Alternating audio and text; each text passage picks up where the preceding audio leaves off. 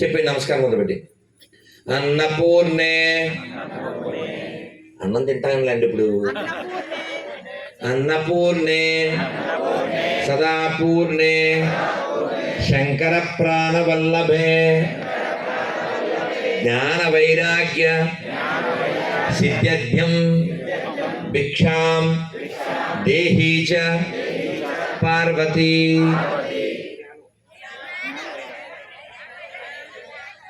చాలా మందికి తట్టింది వైరాగ్యం. వైరాగ్యం చాలా మంది చెప్పారు. వైరాగ్యం అంటే ఏంటి? దాని పట్ల మమకారం లేకుండా విరాగము, అది వైరాగ్యం.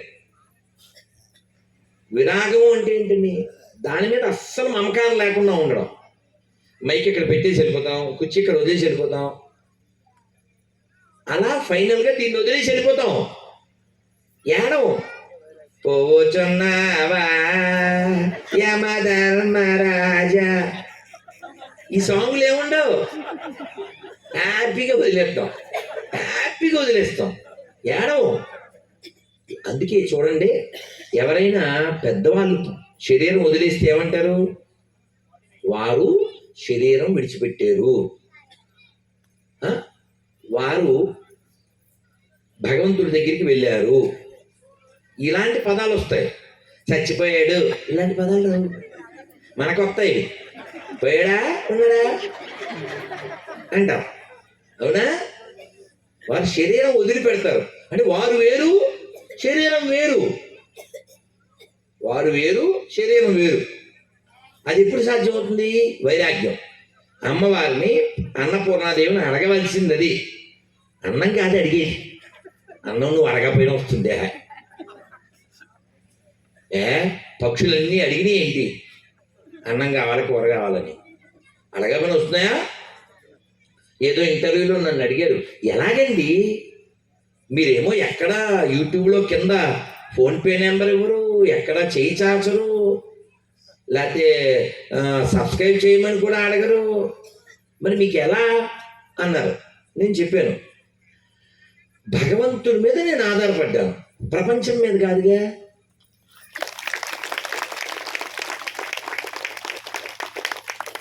నన్ను ఎవరైనా గౌరవించినా గౌరవించకపోయినా నేను ఇలాగే ఉంటా. నన్ను పిలిచినా పిలవకపోయినా నేను ఇలాగే ఉంటా. ఎందుకంటే ఇది నేను. నిప్పు ఎప్పుడైనా వేడిగానే ఉంటుంది, తగలెడుతూనే ఉంటుంది. నీతో పనేం లేదు, అవునా? నేనులాగే ఉంటా. ఒక పద్యం చెప్తారు పెద్దవాళ్ళు.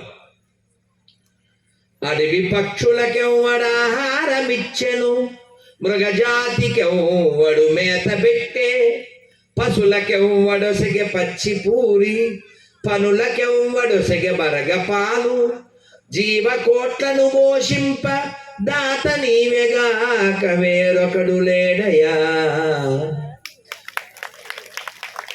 భూషణ వికాస శ్రీ ధర్మపుర నివాస దుష్ట సంహార నరసింహ దురిత దూరా.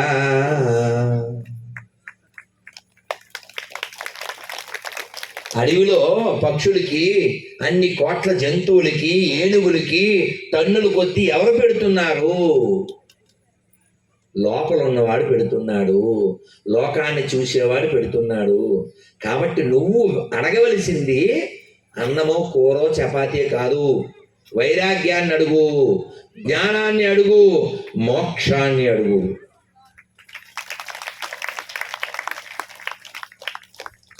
అన్నమయ్య సినిమా చూశారుగా, రామదాస్ సినిమా చూశారుగా. ఆ మోక్షలోకం త్వరగా అనుగ్రహించని చెప్పండి అమ్మా, మీరైనా చెప్పండి అమ్మా అంటాడా అన్నమయ్య? వాస్తవానికి మోక్షం అంటే ఎక్కడో ఉందా? ఎక్కడుందండి? ఇక్కడే. ఇదేది నాది కాదు, ఇందులో నేను లేను అనే స్థితి మనకు కలిగితే అది మోక్షం. అంతేగాని రైల్లో సీటు కోసం, ఇప్పుడు చూడండి తెలంగాణలో ఫ్రీ బస్సు పెట్టారు. అమ్మా, ప్రతిరోజు బస్సులో జగడమే, అదే సాంగ్, జగడం సాంగ్. జుట్టు జుట్టు, పట్టు పట్టు, కొట్టు కొట్టు, హిట్టు హిట్టు, మట్టి మట్టి. ఆ? ఈ సీటు నాదిరో, ఆ సీటు నాదిరో, ఇదే సాంఘిక. ఏమన్నంటే అన్నామంటారు కదా. ఎవరో వీడియో తీసి పెట్టారండి, నవ్వుతారు మీరు.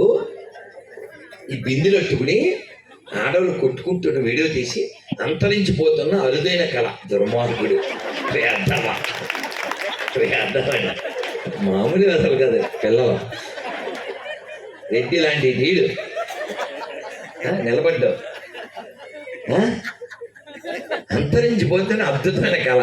మరి మా చిన్నప్పుడు అవి చూసేవాళ్ళం కుళాయి దగ్గర, ఆ బింది కొట్టుకుని వీళ్ళు కొట్టుకునేవాళ్ళు. అయితే ఎవరో టెక్నిక్ కనిపెట్టారండి, బిందెలు పాడైపోతున్నాయి కదా, అందుకని జోక్ కాదు, నేను వీడియోలో చూశాను. ఒక ఆడావిడ అక్కడ ఉంది, మరి ఏ రాష్ట్రమో తెలియదు. ఆ తల్లులకి ఆ ఇన్వెన్షన్కి మనం దండం పెట్టాలి. ఆవిడ అక్కడ ఉంది, ఈవిడ ఎక్కడ ఉంది, ఈవిడ తిడుతుంది, ఆవిడ తిడుతుంది, కాతో నేల మీద కొడుతుంది. బాగుంది కదా సార్ ఐడియా?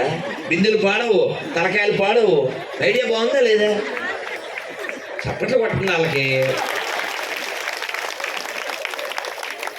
ఏం పాడవు. పాపాన్ని తీసుకుంటున్నారు, ఎవరికి బ్లడ్ షెడ్ లేదు. బాగుందిగా, హెడ్ పాడవదు, బ్లడ్ లూజ్ అవ్వదు, మట్టి మట్టి. వీళ్ళు కొడతారు తట్టి, కోపం తెచ్చుకుంటారు తిట్టి, చివరికి మిగిలేదు మట్టి. గొడవ లేదు కదా, అలా ఉండాలి. అంతేగాని ఊరికే కొట్టేసుకుని ఏంటో చిన్న విషయాలకి మనసులు పాడు చేసేసుకుని అలా ఉండకూడదు. దుర్యోధనుడు ఎందుకు పాడైపోయాడు చెప్పండి? ఎందుకు పాడైపోయాడు? ఆ రాజ్యం ఉంది, ఈగో కదండి. ఇప్పుడు చాలా మతాలు ప్రపంచాన్ని పాడు చేస్తున్నాయి. దేనికి చెప్పండి? ఈశ్వరుడి కోసమా? ఏం కాదు, ఈగో కోసం. రాసుకోండి, ఛాలెంజ్ ఎవరికైనా. They are not fighting for Ishwara, they are fighting only for egos. ఇంతమంది ఉన్నారు చెప్పండి, దేవుడు ఉన్నాడా లేడా? ఉన్నాడా? ఇదే ప్రశ్న ప్రపంచంలో 700 కోట్ల మంది అడగండి, అందరూ ఉన్నారని చెప్తారు. అంటే 100లో 99 మంది దేవుడు ఉన్నాడు అని చెప్తారు. ఏమంటే ఇప్పుడు ఇక్కడ అందరూ దేవుడు ఉన్నాడు అన్నప్పుడు మనలో మనకు గొడవ ఎలా వస్తుంది చెప్పండి? ఇందులో ఒకడు ఎవడైనా దేవుడు లేడు అన్నాడు అనుకో, ఈడేడో వింత జీవి, ఆర్జీవి అని మనకు అర్థమైపోతుంది. అది ఎవడికో అర్థమైపోయింది. చెవులు భలే పని చేస్తాండి వీళ్ళకి, ధ్యానం చేసి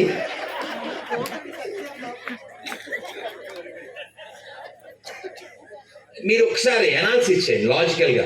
థ్యాంక్ యూ దామోదర్ గారు. విన్నారా ఆయన ఏమన్నారు? చెవుల్లో తుప్పు తిరిగిపోయింది, అది పోవాలి. మీరు ఆలోచన చేయండి, ఇక్కడ ఉన్న ఇన్ని 100 మందిలో మనందరం దేవుడు ఉన్నాడు అన్నాం కాబట్టి మనంతా ఏక ఆలోచన కదా, ఏకోన్ముఖం అంటాం. కాబట్టి మనలో మనకి జగడం రాదు. జగడం ఎప్పుడు వస్తుంది? ఒకడు వచ్చి దేవుడు లేడు అనగానే మీకు వచ్చేది మనకి ఎవడు రాడు అంటాం. మళ్ళీ ఆడితో మళ్ళీ పోగిరిసాను, జగడమే. అంతేనా? ఆహా, ఇంకోటి కూడా ఉంది. దేవుడు లేడు అన్నోడితో కూడా పెద్ద ప్రాబ్లం ఏమి ఉండదు. ఎందుకంటే మనకు చార్వాక సిద్ధాంతం అని ఒకటి ఉంది. చార్వాక సిద్ధాంతం అంటే వాడు చెప్తాడు, beg, buy, borrow or steal, enjoy the love, there is no god అంటాడు. అర్థం కాదు కదా, ఇలా సంస్కృతం ఇంగ్లీష్ రెండు చెప్పకూడదు. చెప్తానులే, ఇంకా తెలుగులో చెప్తాను సార్, కష్టపడదాం. నువ్వు వాడు ఏమంటారంటే చార్వాక సిద్ధాంతం, నువ్వు అప్పు చేయి, తప్పు చేయి, అడుక్కో, దొంగతనం చేయి, జీవితాన్ని అంటే సంస్కృతంలో ఏం చెప్పారంటే గురుతే పిబంతి అంటాడు వాడు. అంటే అండి, నెయ్యి వేసుకు తిను, జీవితాన్ని ఎంజాయ్ చేయి, ఈ శరీరం పడిపోద్ది ఈ లోపల. అంటే వాడు చెప్పిన దాన్ని ఊహించి ఆ చార్వాక సిద్ధాంతం సాంగ్ రాశారు. ఏంటి సాంగ్? ఎంతో చిన్నది జీవితం ఇంకా అదనమాట. ఇంకా బాగుండదు, అందుకని పాటలేదు. ఆ పాట తెలిసిన వాళ్ళు కాబట్టి అది నవ్వుతారు. అది ఆ కాలం, వాడికేమో పోయే కాలం, ఇదేమో కలికాలం. అయితే అలాంటి చార్వాకుడిని కూడా మనం ముని అన్నామండి బాబు. మనం వాడితో గొడవ పెట్టుకుని వాడితో కత్తులు దూయలేదు మనం. సరే వాడితో సిద్ధాంతం అని రాద్ధాంతం చేయకుండా పడి ఉండరా అన్నాం. కానీ ప్రాబ్లం ఎక్కడ వస్తుందంటే దేవుడు ఉన్నాడు, కానీ వాడికి నేను పెట్టిన పేరుతోనే వాడిని పిలవాలి, నేను చెప్పినట్టే కొలవాలి.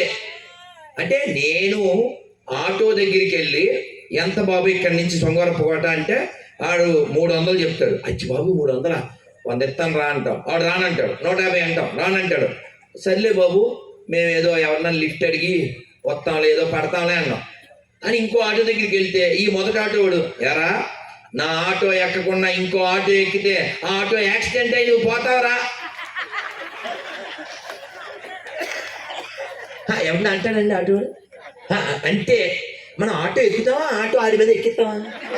నేనైతే రెండో పని చేస్తాను. నేను ఆటో ఎక్కను, ఆటో ఎక్కిస్తాను ఆడి మీద. తప్పు కదండి. పోనీ అడుగుదాం, ఈయన్ని అడుగుదాం. సార్ ఏం పేరు సార్ మీ పేరు? చిన్న గారు. మీ నాన్నగారు మంచిగానే కదా సార్? మంచిగానే. మంచిగా కాబట్టి ఇక్కడ ఎందుకు కూర్చుంటాడు? ఏమంటే అంతే కదా, మన నాన్నలు అమ్మలు మంచోళ్ళు కాబట్టి మనం ఇక్కడ కూర్చున్నాం, అంతేగా. అందుకంటే రుజువు ఏంటి? అందుకంటే రుజువు ఏంటండి? ఈ పిల్ల బంగారు తల్లి, భువనేశ్వరి బంగారు తల్లి. ఎలా బంగారు తల్లి? బికాజ్ ఆఫ్ హర్ తల్లి, అంతే కదండి. ఇది మంచి కూతురు ఎప్పుడు? వాళ్ళ అమ్మ మంచి అమ్మ అయినప్పుడు కదా. వాళ్ళ అమ్మ మంచి అమ్మ ఎప్పుడు? ఇది మంచి కూతురు అయినప్పుడు. మీకు అర్థమయ్యేలా చెప్తాను. ఆడపిల్ల పుట్టినప్పుడు 25 మార్క్స్, పెద్ద మనిషి అయినప్పుడు 50 మార్కులు, పెళ్ళి అయితే 75 మార్కులు, మంచి తల్లి అయితే 100 లేదా దాని 100. ఇది మీకు అర్థమయ్యే భాషలో కదా కదా. కాబట్టి ప్రాబ్లం ఎక్కడ వస్తుందంటే, మా నాన్న మంచోడు అని గంటసేపు చెప్పినా వింటాడు ఎవడైనా. మా నాన్న చాలా మంచోడు, ఈ చిన్న వాళ్ళ నాన్న 0 అంటే చిన్నకు వచ్చేది బీపీ. అవునా? అవునా కదా. సో ఇక్కడ ప్రాబ్లం వచ్చింది ఎక్కడంటే, ప్రపంచంలో దేవుడు అనేవాడు ఉన్నాడు, కానీ వాడికి మేము చేసిన డిజైన్ ప్రకారమే నువ్వు వాడిని ఫాలో అవ్వాలి. డిమార్ట్లోకి వెళ్ళామండి, మనం ఏం కొనాలో మన ఇష్టమా, డిమార్ట్ ఇష్టమా? ఏమంటే ఇలా కాలరట్టుకుని ఈ కొనలేదనుకో అన్నాడు అనుకోండి, డిమార్ట్ డి కొట్టాల్సి వస్తారా అదా? అవునా కదా. మనం ఏం కొనాలో ఆడిష్టం ఏంటండి బాబు. అంత పెద్ద డిమార్ట్ అంతా తిరిగి టూత్ పిక్స్ కొనుక్కు రావచ్చా, రాకూడదా? టూత్ పిక్ కొనుక్కోవచ్చా? టూత్ బ్రష్ ఒకటి కొనొచ్చా? ఒక్కొక్క వాటర్ బాటిల్ 20 రూపాయలు కొనుక్కు రావచ్చా? అసలు ఏం కొనకుండా కూడా రావచ్చుగా. వేసేస్తాను లోపల ఏం వేడిగా. ఇంత ప్రపంచంలో భగవంతుణ్ణి రామ 2 అక్షరాలతో పిలవచ్చా? పిలవచ్చుగా. కృష్ణ 2 అక్షరాలతో పిలవచ్చుగా. శివ 2 అక్షరాలతో పిలవచ్చుగా. గోవింద 3 అక్షరాలతో పిలవచ్చుగా.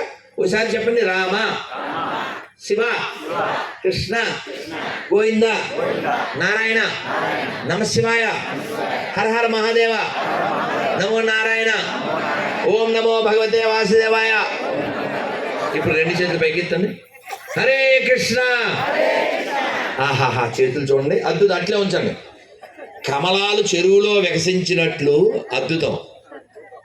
హరే కృష్ణ, హరే కృష్ణ, కృష్ణ కృష్ణ, హరే హరే, హరే రామ, హరే రామ, రామ రామ, హరే హరే, హరే కృష్ణ, హరే కృష్ణ, కృష్ణ కృష్ణ, హరే హరే, హరే రామ, హరే రామ, రామ రామ, హరే హరే, గోవిందా.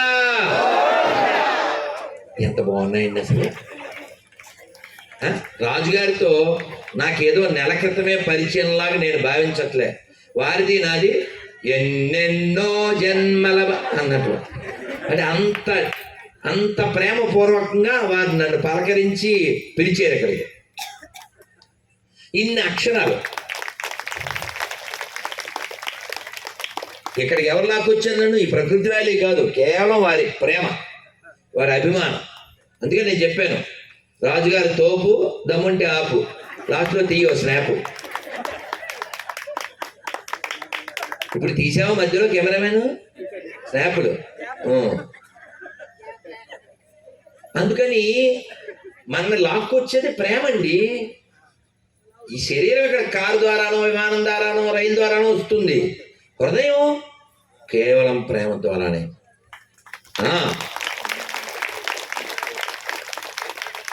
అందుకని ప్రేమిద్దాం. వాడు చెప్తాడే, డూడ్ ప్రేమిస్తే ఏం పోతుంది, మా అయితే తిరిగి ప్రేమిస్తారు. వాడు ప్రేమించకపోయినా పర్లేదు, మనం ప్రేమిద్దాం. అదేదా? అందుకే చెప్పాను నేను, ప్రపంచంలో నాకు ఒక శత్రువు లేడు అని. వాడు నన్ను శత్రువు అనుకోను, అది వాడి కర్మ, నాకు సంబంధం లేదు, నాకు సంబంధం లేదు. అజాత శత్రువు అంటే ఎవరు? ధర్మరాజు గారు. ఎందుకు ఆ పేరు? ఎందుకు ఆ పేరు? ఆయన ఎవరిని ఫీల్ అవ్వడు శత్రువు అని. ఆయన శత్రువు అని అనుకోలేదా వీడు? దుర్యోధను అనుకోలేదా?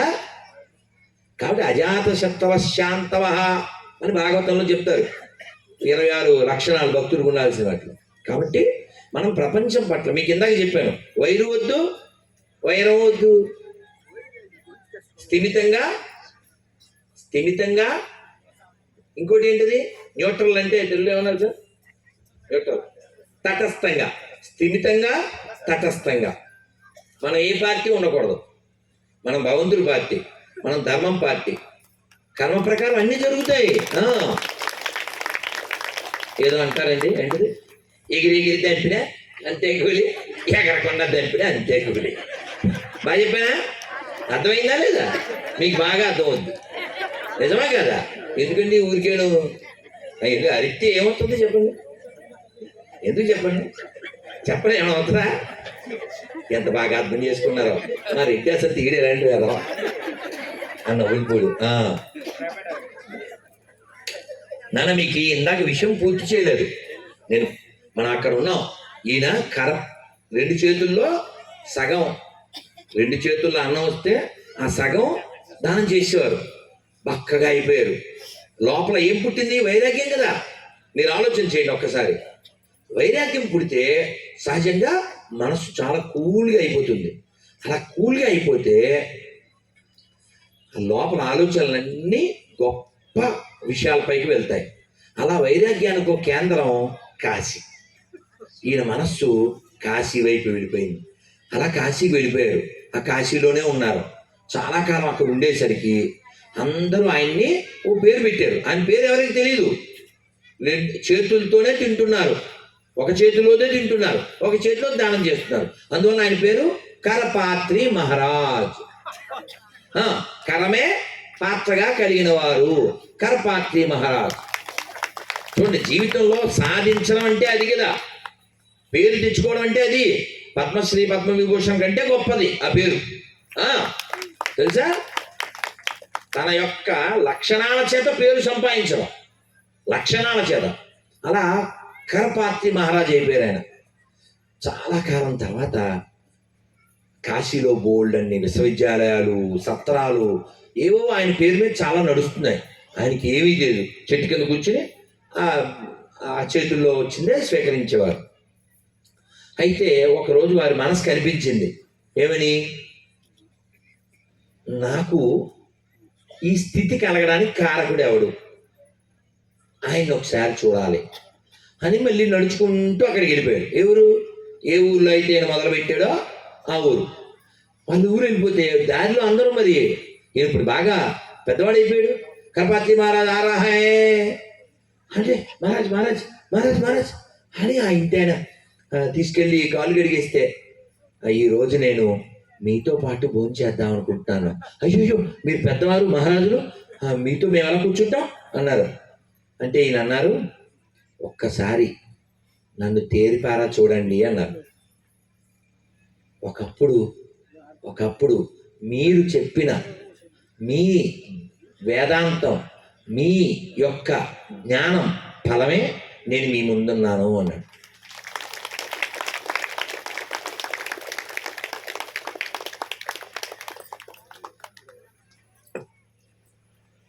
ఒక్క ముక్క అంతే. ఏం చెప్పాడు? నువ్వు ఇంతకుముందు దరిద్రుడివి, ఇప్పుడు దరిద్రుడివి, నెక్స్ట్ కూడా దరిద్రుడివే. భయం వేసింది అతనికి. మనక భయమే లేదు అసలు. అది అతనికి మనకి తేడా ఏంటంటే, మనకు భయం లేదు. మనకి చస్తే ఎక్కడికి వెళ్తామో మనకి భయం లేదు, అందుకని మనకి వైరాగ్యం రాదు. అని వైరాగ్యం ఎందుకు వచ్చిందంటే భయం వేసింది అని. ఏమిటి, గత జన్మలో నేను దరిద్రుడిని, ఇప్పుడు దరిద్రుడిని, ఎవరికి దానం చేసే అవకాశం లేదు కాబట్టి నెక్స్ట్ కంటిన్యూ దరిద్రమేనా?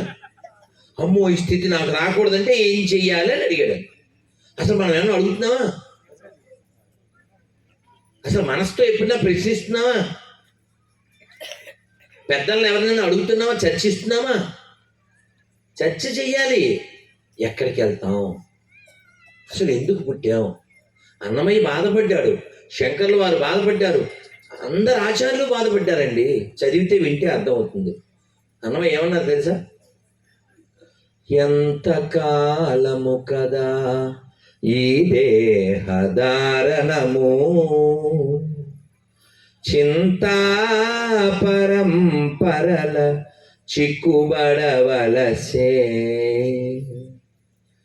ఎంత కాలము కదా ఈ దేహధారణము, చింతా పరంపరల చిక్కుబడవలసే. ఈ శరీరంలో ఎంతకాలం ఉంటావు? ఎంతకాలం ఉన్నా నువ్వు చింతా పరంపరల చిక్కుపడవలసిందే. ఏదో ఒక చింత వస్తుందండి మనసుకి. ఇది ఉన్నంతకాలం ఇదేదో అడుగుతాడు కదా. రాజుగారు అడిగారు, స్వామి నిమ్మకాయ నేను తెప్పించనా అన్నారు. షుగర్ అయ్యిద్దండి, మన దగ్గర ఫ్యాక్టరీ పెద్ద ఉందని చెప్పారు. అందుకని తేనె వేశారు. ఆయన కూడా తేనె లాంటి తీయని మనిషి కాబట్టి కదా. మరి తేనె కన్నా తీయనిది తెలుగు భాష. అలా అలా తెల్లగా ఆ తెలుగుతనం ఉట్టిపడుతూ ఉంటారు రాజుగారు. మీరు గమనించండి, ముగ్గురు ట్రెక్కెళ్ళ. అవునా? మనం పైన ఉండేదాన్ని కేవలం శరీరానికి తొడుగు, కానీ లోపల మనసుకి ఏం తొడుగుతామండి? మనస్సులో ఉన్నది ఉన్నట్టే ఉండాలి. ఏమిటి ఆ ఉన్నది? నువ్వు ఆత్మస్వరూపుడివి. అది మనం. దానికి తొడుగులు ఏముండవు, దానికి జలుబులు కూడా ఉండవు. తొడుగులు ఉండవు, జలుబులు ఉండవు. అందుకనే ఎప్పుడైనా రమణ మహర్షి వారు ఏం చెప్పేవారు? ఇది ఇది అనేవారు. ఇది ఇది అంటారు. అంటే ఆయన కొండెక్కారంట, ఏదో తేనె తుట్టే కాలికి తగిలిందంట, అవన్నీ కుట్టేసినాయంట, కాలు ఇంత లావైపోయిందంట. మహర్షి ఏమైంది అని అడిగారు. ఇది ఇది ఆ తేనె తుట్టని తన్నింది, అందుకని శిక్ష పడింది. ఎంత గట్స్ ఉండాలి అలా మాట్లాడండి. మనమైతే ఈ పనికి మాలి తేనెటీగలు కుట్టేసింది నన్ను, ఎన్ని తిట్లు తిడతామో. అవునా? ఎందుకని? మనందరం ఎలాంటి వాళ్ళంటే చిన్న కథ సరదాగా చెప్పిస్తాం. ఒక ఆయన ఎముడు రాగానే భయపడ్డాడు. ఎముడు వస్తే ఎవడు భయపడ్డాడు? అంకుల్ రండి రండి రండి దయచేయండి, తమరి రాక మాకెంతో సంతోషము. ఇలా సాంగులు ఎవడ ఏడిగా ఎత్తారా? భయపడి వస్తారు. ఎవడొస్తే సాంగులు ఎత్తారు ఏంటండి? భయం వేసి వస్తుంది. అవునా? ఈడు కొంచెం తెలివితేటలు వాడి, సార్ మా ఇంటికి ఎందుకు వచ్చారు సార్ అన్నాడు. అంటే ఈయన అన్నారు, లిస్ట్లో ఫస్ట్ నీ పేరు ఉందని అందుకని వచ్చాను. లిస్ట్లో ఫస్ట్ నా పేరుందా? మనకి చావు తెలివితేటలు ఎక్కువ కదండి. అసలే సన్నబియ్యం తినేసి ఉంటామేమో. అందుకని వీడు అన్నాడు, సార్ మళ్ళీ మళ్ళీ రారు కదా, మళ్ళీ మళ్ళీ వస్తారు మీ బావా మీ బాబయ్య మళ్ళీ మళ్ళీ వస్తారు సాంగ్లు వేసుకోవడానికి, అందుకని రాడు కదా, అందుకని కొంచెం మా ఇంట్లో కాఫీ తాగేసి వెళ్ళిపోతుందండి అన్నాడు. ఏదో ఒకటి కానిమ్ము, ఆ పానీయమ్మ రానిమ్ము అని అడిగిన. అంటే వీడు కాఫీలో ఇంకోటి ఏదో కలిపి ఇచ్చేసాడు. ఇచ్చేస్తే పొద్దున్న రాజుగారు నన్ను చూడడానికి వస్తే 2 సార్లు గాఢ నిద్రావస్థలో ఉన్నట్టు. ఎవరు ఉన్నాక వస్తావా? నిద్ర లేకుండా ప్రయాణాలు చేస్తుంటేను నేను చెప్పాను, థ్యాంక్స్ అని, డిస్టర్బ్ చేయలేదు. అక్కడ డిస్టర్బ్ అయ్యింది, ఇక్కడ ప్రోగ్రామ్ డిస్టర్బ్ అయ్యింది అని చెప్పాను. అలాగా పాపం ఆయనకి కూడా రెస్ట్ లేదు. ఎముడికి వీడు అది నిద్ర మాత్రం కనిపించేసరికి డోలాయాంచల డోలాయాం డోలోతో డోలాయాం డోలు. మీకు అర్థమైందిగా? మీకు అది ఇది అర్థం అవ్వాలి. అన్నమయ్య చెప్పిన డోలాయించడం అర్థం కాదు, ఈ డోలో కూడా అర్థం కావాలి. అర్థమైందిగా? మొత్తానికి యముడు పడుకున్నాడు. పడుకుని నిద్ర లేచాక, మా పడలకి తీర్చినందుకు నీకు ధన్యవాదాలు, I want to do a favour to you అన్నాడు. సార్ తెలుగులో చెప్పండి సార్. నీకు ఒక మేలు చేయ తలపెట్టింది నీ రాత్రికాల సమయమున అన్నాడు. ఏం మాట్లాడుతున్నావు నువ్వు? నరాలు కట్టిపోతుంటే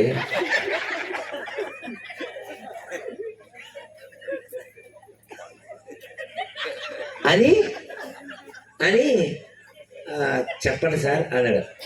నువ్వు నాకు నిద్ర పట్టేలా చేసావు, రెస్ట్ లేకుండా తిరుగుతున్నందుకు, నాకు బెస్ట్గా నిద్ర పెట్టేటట్టు చేసేందుకు ఇవాళ నేను లిస్టు కింద నుంచి మొదలెడదాం అనుకుంటున్నాను.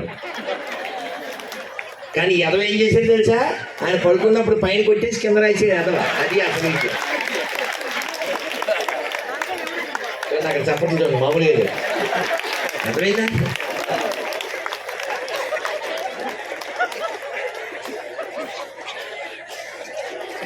అట్లా ఉంటుంది మనతోని. అదన్నమాట. కాంతో గేమ్స్ ఆడచ్చు, ఎముడితో గేమ్స్ ఆడచ్చా? శాంతి లేచిపోద్ది. లేచిపోలే. అందుకని యమస్య కరుణానాస్తి ధర్మస్య త్వరితగతి. నాకు ఇంకా చాలా గుర్తొస్తాయి, ఇంకా అన్యాయం కదా అని అలా కంట్రోల్ చేసుకుంటాను. ఇంకోటి చాలా గుర్తొచ్చేస్తున్నాయి లోపల. నేను చెప్పేలా ఈయన ఎప్పుడు పొడుస్తారా అని చూస్తున్నాను నేను. రాజుగారు చెప్పేనా? నెక్స్ట్ ఇయర్ దాకా రాం కదా ఆయన. సరే, ఇలాంటిదే కానీ ఇంకొంచెం అర్థవంతంగా ఉంటుంది. అందులో జోకు ఉన్నప్పటికీ బాగు కూడా ఉంటుంది.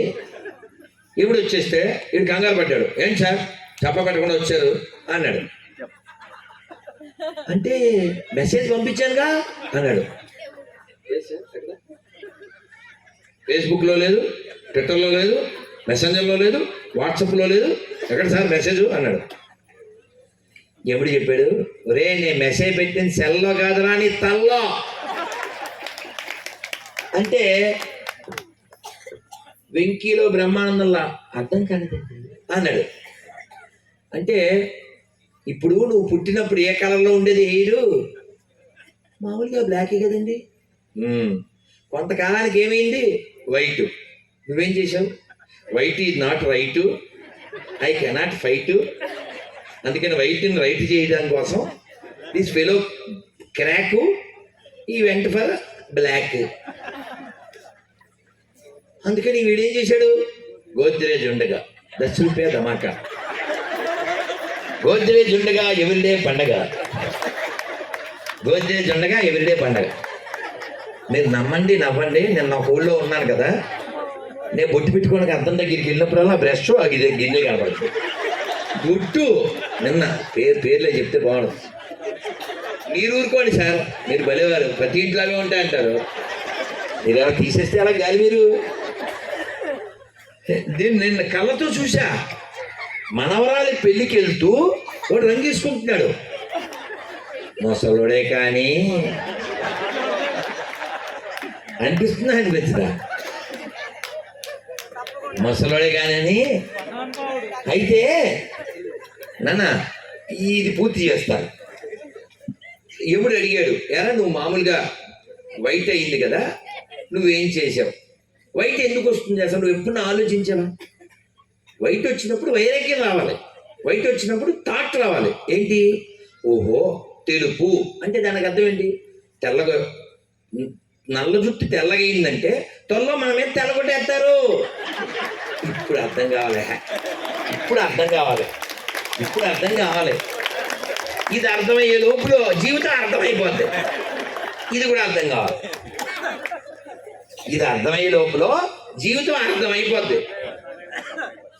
వీడికి శాతం పెట్టేస్తారు, అయినా అర్థం కాదు. జుట్టు నలుపు నుంచి తెలుపు అంటే మనకు అక్కడి నుంచి పిలుపు, జీవితంలో వస్తుంది ఒక మలుపు. ఈ లోపల సాధించాలి గెలుపు. అదిరా దాని అర్థం తెలుపు. కానీ వీడు గోడ్రేజ్ నమ్మాడు తప్ప గాడ్డు నమ్మలేదు కదా. గాడ్రేజ్ దస్క దమక్ వేసి రంగు అని వేసాడు. సరే వేధవ గాడ్రేజ్ కంపెనీ ఉంది, వీడు మారలేదు అని నేనేం చేశాను, పళ్ళు రాలగొట్టా. పుట్టుక తర్వాత వచ్చిన పళ్ళు రాలగొట్టా. పళ్ళు రాలగొడితే మనోడు మెంటల్ వెంటూ పార్థా డెంటల్. పార్థా డెంటల్కి వెళ్ళి పళ్ళు బాగు చేయించుకుని వచ్చేసి, రాజుగారు అని పళ్ళికి ఇచ్చారు ఆయన ముందు. పళ్ళు బాగున్నాయా అని ఏం చేస్తాడు ఆయన? ఇకిలిచ్చినా సగిలిచ్చినా బాగున్నాయని అంటారు. రెండో మెసేజ్ నేను పెట్టాను, నువ్వు మారలేదు. మూడో మెసేజ్ ఏంటి? ఒళ్ళు ముడతలు, మడతలు వచ్చారా చేశాను. చేస్తే ఏం చేసావు? నీకు ఒళ్ళు కొవ్వెక్కి డబ్బులు ఎక్కువయ్యి ఏదో కంట్రీకి వెళ్ళి దీన్ని టైట్ చేయించుకుని ఇక్కడికి వచ్చి సాంగ్, ఏం సాంగు? ఇది నేనే